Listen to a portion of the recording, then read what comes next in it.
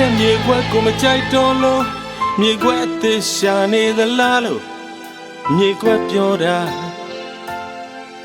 အတွေ့မမရ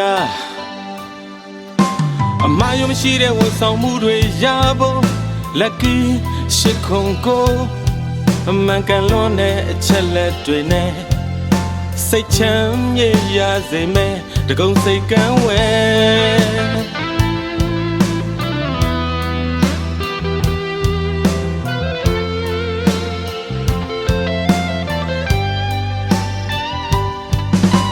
ဇင်းတင်လာတဲ့အချမ်းမြေတွေလူကြီးမင်းတို့ကိုစောင့်ကြလို့အရန်ကိုအကျိုးဆောင်ကောင်းလို့ Lucky ရှိခုံကိုဝဲမလာရောက်မလာစင်ပြနိုင်တယ်ယုံကြည်လိုက်ပါမိတ်ဆွေတို့အနာဂတ်မှာစိတ်အေးနိုင်ဖို့အမြဲဆုံးသာဆက်သွယ်ပြော Lucky ရှိခုံကို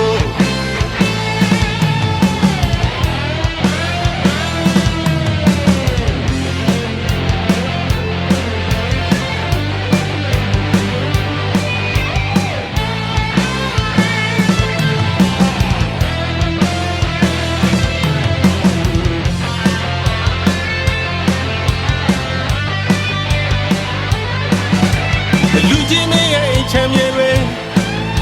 ချမ်းခတ်ညစ်ဖို့အိမ်ဆောက်ဖို့အရာအလုံးအစင်ပြေဖို့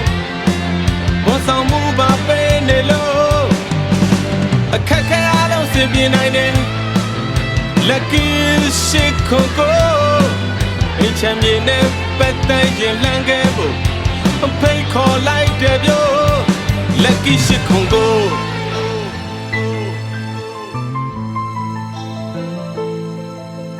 ခဏလာတဲ့အိမ်ဆိုတာရဲ့မြေကွက်ကောင်းမှဖြစ်မှာမို့နေရာကောင်းကိုရွေးနိုင်ဖို့